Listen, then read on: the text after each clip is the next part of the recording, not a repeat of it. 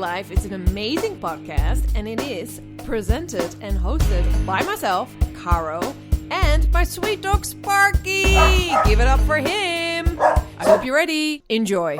Welcome back to another episode of Go For Your Life. And I'm doing these wonderful series called Life Lessons With. And today we're doing Life Lessons with Stevie Bee, who is a very dear friend of mine. We've known each other for a long time, and we are talking all the way from Amsterdam, that's where I am now, to Australia, where I used to live. So welcome, Stevie. Thank you so much for being with us. Hi, Caro. Hello, hello. Hello. Yes. So, Stevie, where are we? Where are you? Where are you located right now? Where are we talking to? Okay, so I live in Newcastle, which is in New South Wales, about 160 k's north of Sydney. Wow. And it's pretty beautiful there, right? It's not a bad little place to live, about 400,000 people. It's got some lovely beaches and it's got some forest around it. And it's a pretty nice community. It's not huge, but it's very easy to live in and easy to get around, which is pretty good. Yeah. Yeah, it's a nice place to be. Yes. So lovely. So lovely. Yeah. And we know each other. We know each other from Sydney. Sydney, From yes. the Sydney. I lived in Sydney for a long time, but Yeah. I've moved up here in the last year. So Because you were also you're from there, right? Like you grew up there. I grew up in Newcastle, yes. Yeah, Then exactly. like a lot of people went away and then eventually came back. I think a lot of people do come back. So yeah. That's how it is. That's how it is. And It is. And so what I'd love to talk to you about is because you wrote this beautiful blog really about 2020, and it's very based on your work as a numerologist, and you do a lot with numerology. Yep. And so can you explain to us a little bit what that is? Because I'm obsessed with it, but I also I knew nothing about numerology before I met you. So I think it's so interesting. Okay. Well, how should we approach this? So probably the easiest way to talk about it is that I suppose numerology is a branch of the occult. I guess that's the way I'd look at it. Mm-hmm. And there are different schools of numerology. There's the Chaldean school, which is the oldest school, and there's the more recent one, the Pythagorean. I am a follower of the Chaldean method, which dates back about 11,000 years to the Chaldeans who lived in the land that was known as Mesopotamia, between the Tigris and the Euphrates River. Oh, wow. Around Iran, that in that neck of the woods, if you like. Mm-hmm. So they developed the system of numbers, and also it's believed the system of the tarot and astrology, from out of which, so they grew out of numbers, out of numerology. And so they would apportion values to letters and to numbers and to sounds and qualities that would come from those particular numbers and letters.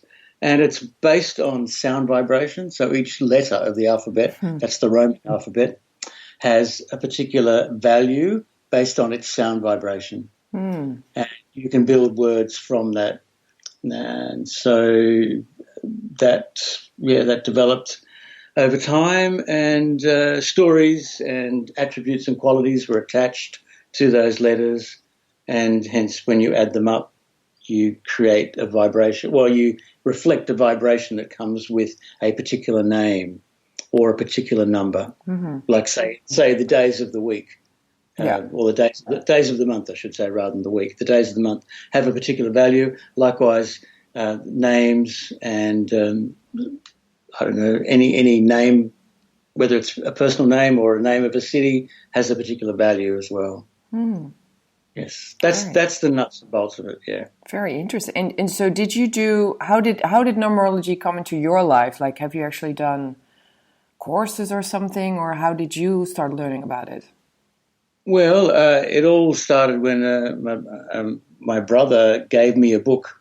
Linda Goodman wrote a book. She's written a number of books. Her most famous book is Sun Signs, and she also wrote a book called Star Signs. And my brother sent me this book back in the late 80s, and I don't know, I started reading it, and I got stuck, or I got caught up in one of the chapters, which was on numerology. And another friend of mine had studied numerology, and he'd used the Pythagorean method. And I always felt the Pythagorean method was so complex. I just thought, I can't do this. It's too much. But the Chaldean method is quite simple and really easy to understand. And I got quite caught up in it and started applying it to, my family, and it grew from there. Mm-hmm. And it took about 5 or 6 years before I was ready to go a bit more public with it, and an opportunity came up. One time there was a cafe in Sydney, it was a vegetarian cafe, and they had a mystics night on a Wednesday night, and they'd invite different people from the occult, if you like. There was an astrologer, and there was a medicine card reader and a tarot reader, and they'd invite different people to come along, and you'd set up a table, and people would come in and buy a meal, and they'd buy a reading for $10, and you would read for 20 minutes, and they'd go away hopefully satisfied. And that was a chance for me to really test what I was doing, because each of these people they came in cold. I didn't know anything about them. So this was the test of how well this system works. Mm-hmm. If I can read for someone who I've never met and they get something from it, well, that's a pretty good measure. Mm-hmm. Mm-hmm. Yeah, definitely. Yeah, so I've been doing it for about 20, I suppose almost 30 years, really, but not. I would say more likely 25, seriously. Mm-hmm. Yeah. And because you're also, so you have a website, which of course we're going to share with everybody who's listening, but you also have people, you have clients, right? That people can also have sessions with you. Yes, obviously it works best if they're personal, in the sense that you meet in person. But mm-hmm. I've done readings for people in Portugal as well as other parts of the world. Mm-hmm. Just use Skype or FaceTime, and I do that for people. And there's sessions about an hour and a half, and they get the chance to ask about their lives, and they ask about other people in their lives as well, mm-hmm. partners, members of family, that kind of thing, or what direction. There's lots of different questions in a session. Yeah, but it's pretty much an open range. People can talk about whatever they want, and I'll share my stories with them as well. Yeah. Yeah, because I do remember when my father passed away, I gave you his numbers, like his birth, from his birth and his death, and I remember being just amazed by it, because you also didn't know, I mean, you know me well, but you didn't know my father, so it was, I still really, I really remember how, I mean, I was already very interested in it because of you and what you're sharing, and the, what we talked about and everything. So numerology was something it started to exist for me as well, but that was really a mind-blowing moment for me.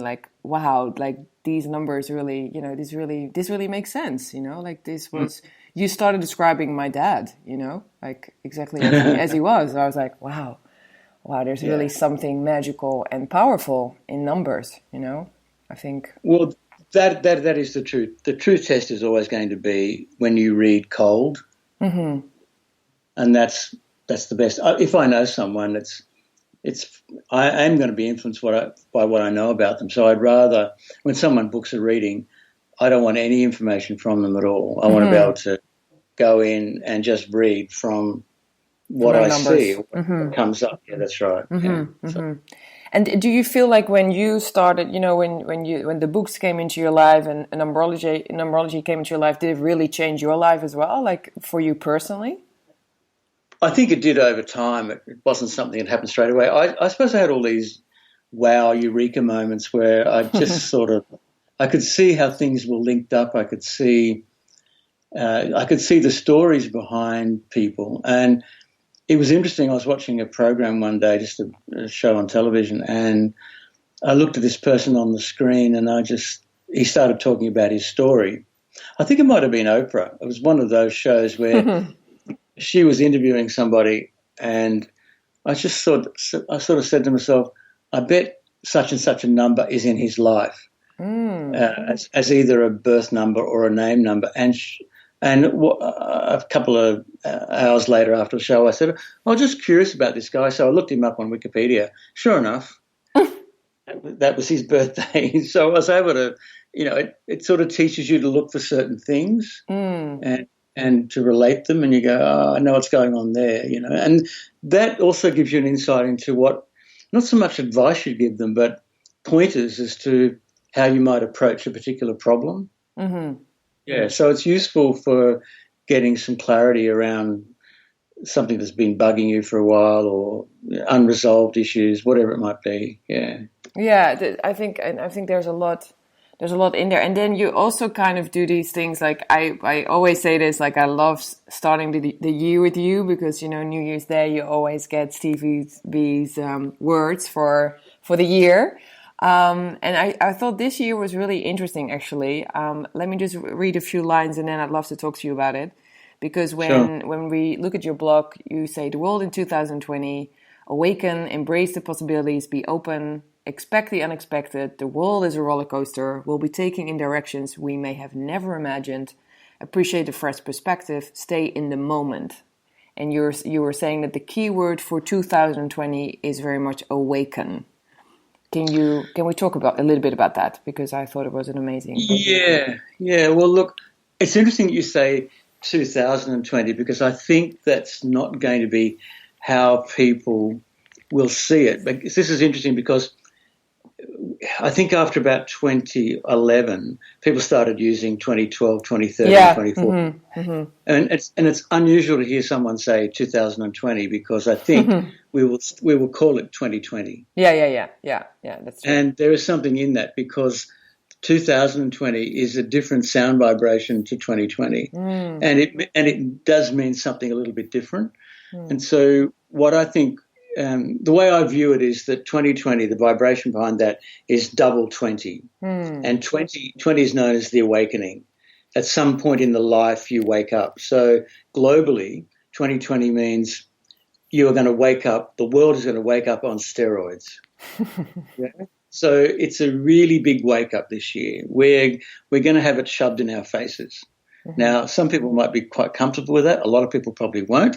But nonetheless, that's the kind of stuff that's going to happen. It's a double dose of that awakening. Wow. So it builds on what was happening last year. If you have a look at my 2019 read, you'll see that I talk a lot about expansion and about optimism and about a lot of things going on many levels all at the same time. Yeah. And if you look around the world at what was going on throughout 2019, mass protests everywhere. Yeah. It wasn't just Hong Kong, but it was all over Latin America, and there were protests in Britain and all over Europe, and it was way more than usual. You could identify a lot of protests was going on, a lot of people waking up then and exploring things. But this is, and they were exposing and talking about things that weren't working. And so this time we get to see what those cracks look like, and we get a chance to do something about it. Mm-hmm. So that's kind of what the awakening is about. Most of the action, though, will probably happen in 2021, which is a 5-year, which is about movement and change. But 2020 will be waking us up to the fact we can no longer remain asleep at the wheel. Mm-hmm. We have to sit up and take notice. I mean, in my country, in Australia, we've had the rudest awakening ever with the massive bushfires all over the place, and we're still not out of the woods. There's a long way to go with this. We're just in summer, and our bushfire season began back in August, which is the tail end of winter, and that's most unusual for us. So, we're getting this wake up call here, and it doesn't matter where you are in the world. The wake up is coming. Mm-hmm. Yeah, totally.